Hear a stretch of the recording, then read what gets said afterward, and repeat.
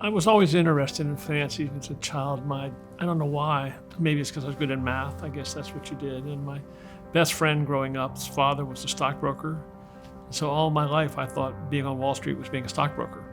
I had no idea what people on Wall Street really did. And even when I joined the workforce and I showed up at Morgan Stanley in 1974, I had no idea what they did. They had no idea what I did, so it was a good match in that regard. Well, Morgan Stanley had a big energy practice, and the people I worked with there were really terrific teachers and financiers. The late Ray Gary was one, Kim Brooker, people like that. They taught me how to think about the energy business in a really constructive way. And so I dabbled as an energy banker or corporate finance guy for the 10 years I was at Morgan Stanley. And then in '83, it became clear that my future at Morgan Stanley was not what I wanted it to be, what they wanted me. So I left, and I was looking for a smaller firm, more principle-oriented. And Warburg Pincus, John Vogelsine said, "Okay, you can try here." And at the end of the first year, he kind of looked at me and said, "Why are you here?" He said, "You don't seem to understand what we do." And I said, "Well, I think I do. I should give it another year." And it worked out better the second year from the first year. Warburg was a mature business. They had gone through generation change. The next generation was firmly in charge, and they wanted to take the business in their own way. My next job at Warburg was to retire. I wasn't really ready for that job. That in the context of Warburg, they had other young career professionals. Mike McMahon, one of the founding partners of Pinebrook, was then running the economic development in the state of Rhode Island. He was trying to convince me to go back to work.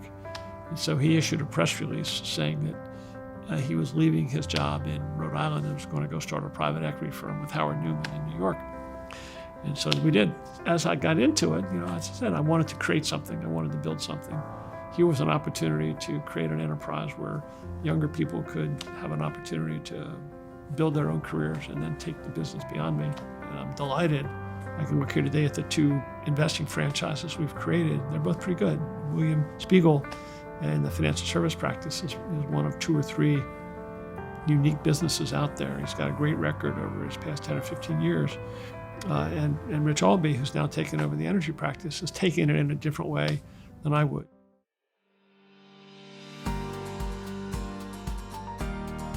Warburg really came to the energy sector through Howard. In many ways, Howard's been the father of private equity. When I showed up with wanting to do Joe Foster's deal with Newfield, which was 88 or 89, and I explained to John that I really wanted to do this deal, he kind of looked at me and said, "But your career's going so well, why do you want to do this deal?" Howard and Joe sort of rewrote the book of oil and gas finance when Howard and Warburg backed Joe. That was a new thing. As it were, that I had was that you could treat the energy business just like every other business. Prior to that time, people had always raised money in the energy business in a drilling fund basis, and the management teams got paid off the top, and you got paid off the bottom. Your incentives were misaligned. And Howard is incredibly perceptive about the mechanics and the dynamics of a deal when you do it. Particularly, what are the incentives, positive and perverse, that the way you structure a deal is offering to the management team. I went to Joe and said, I don't mind giving you the share profits that you want, but you got to do it in a different structure. And we negotiated for the better part of 6 or 9 months on translating a drilling fund deal into a corporate structure with options and governance. And it seemed to work. And so that was kind of the insight which Newfield taught us. As it were, what you were trying to accomplish was creating a business of scale and structure, which would have value as a business, not necessarily as a collection of assets. Most private equity oil and gas people look up to Howard and remember that he was a pioneer. He did do so many of these things first, and he was someone that was showing people the way. And so if you got a call where Howard said, "Would you like to be a part of my deal?" I tend to think most people said, "You bet, where do I sign?"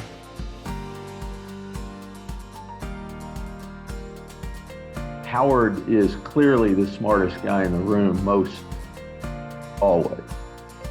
And And he can navigate a conversation or an investment decision in any way that is suitable at that moment to bring the proper strategic concept to the table. He's one of those guys where if you have a question or a challenge or a riddle or something just complicated, he's one of those people where you're like, I would love to know what he thinks, because he's not just a smart guy, he's an original thinker. And so you're going to get something. When you ask Howard a question, you're just going to get back a perspective that, 90% chance that you did not think of it. He's a great thinker. He has a giant perspective, and which is one thing that always impresses people. He thinks differently.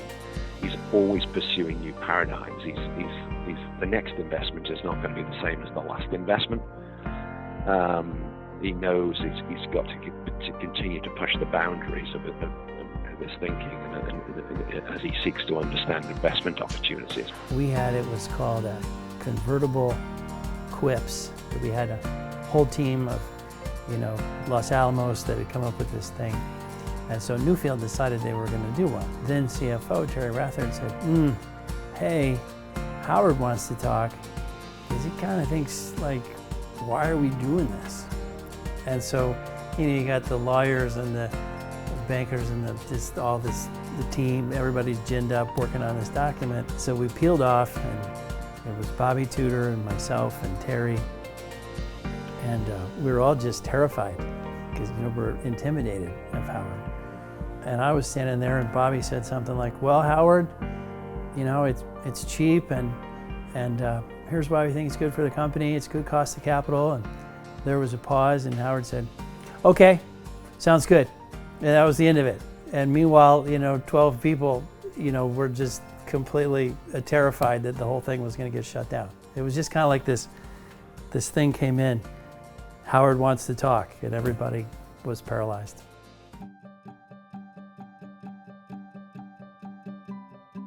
He led Warburg Pincus into the Cosmos investment. And he said it relied upon his wife's reading of a coffee cup. And so she looked at it and said, well, there are three features going in one direction, and one feature that's very strong and dominant going in another direction. This one's going to win. And he said, well, geez, that would be me and my three partners. My three partners don't want to do Cosmos, but I do. And she said, well, you'll prevail here. The reason that convinced him to do the Cosmos investment was that he went to pick up the dishes from the table, and he picked up his wife's coffee cup. And the remnants of the coffee on the bottom of the cup were preserved in the shape of Africa. Looked at the cup, and he said, that's Africa. And the bright spot she had identified, he said, that's where they want to drill. And it was this that he saw this as some kind of sign from above that he should do the Cosmos investment in offshore Africa. And that led to the $1 billion investment. Actually, the cup was preserved within Warburg Pincus, and when Warburg Pincus sold out of their investment in Cosmos last year, I was presented with this coffee cup, which was still in pristine condition as it was on, whatever it was, August 2003.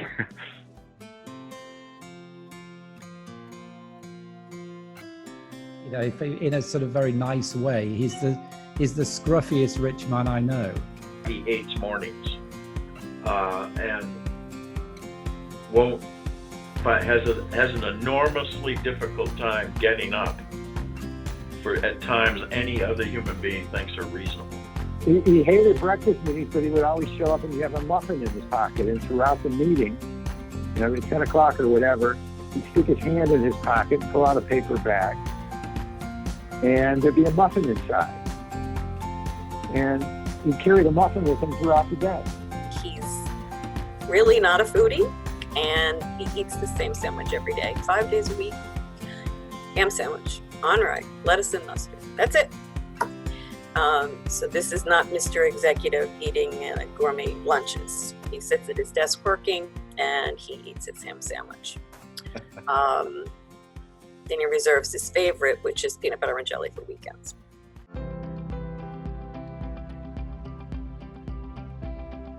A trustee of something called the Salk Institute for Biological Studies in La Jolla, where I finance of all things plant biology. I was talking to them about the climate problem, and they were all involved in trying to figure out how to get plants to adapt to a warming world. And I looked at them and said, I think you're addressing the wrong problem. Why don't you use plants to solve the problem rather than adapt to the problem? Framing the question in a different way, in a different light, is really what Howard does. And so one way to get the Earth's CO2 absorption production back into balance is we can either reduce the combustion of fossil fuels by 50%, or we can increase agriculture by roughly 2%. I have to say, at the end of a bento box lunch, I was, hugely moved by A, the passion, B, his own personal investment commitments to this cause, and 3, the obvious intellect he was bringing to what is, on the face of it, a very simple way of thinking about carbon capture. Salk went to him asking for a few $100,000 to help bring about further research. And Howard's challenge back to them was, if you don't raise $50 million, no one will take you seriously. I think as of June, they had closed on more than $50 million in financing. Even the work we've done in very short order has made us convinced that plants, we can use the existing agricultural distribution system to modify plants to bury 5 to 10 gigatons a year at a nominal cost in 5 or 10 years.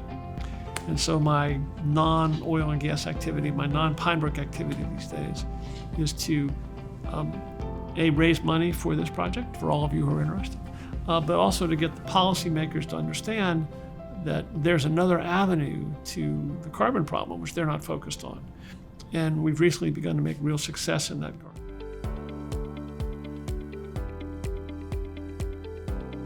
Howard, in your career you have served as the architect for some truly remarkable and successful companies. I'm not sure where Brigham Resources ranks on your list of accomplishments, but you were instrumental in assisting our management team lay the foundation for our business and continue to provide advice and counsel as we built the business.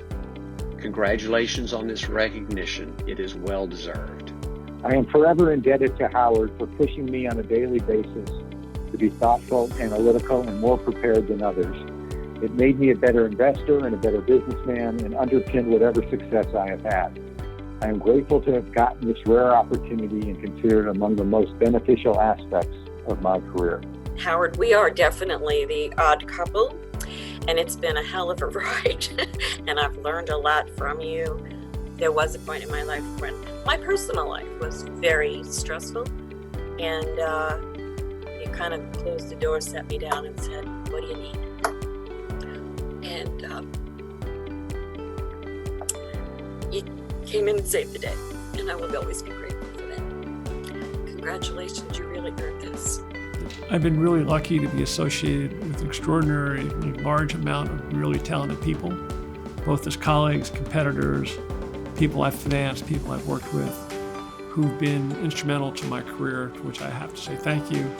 Similar to my colleagues, people like Mike, William, Joe, Arnie Chafkin, Rich Albee, my colleagues at Warburg who really pushed hard to help develop this business, Peter Kagan, Jeffrey Harris.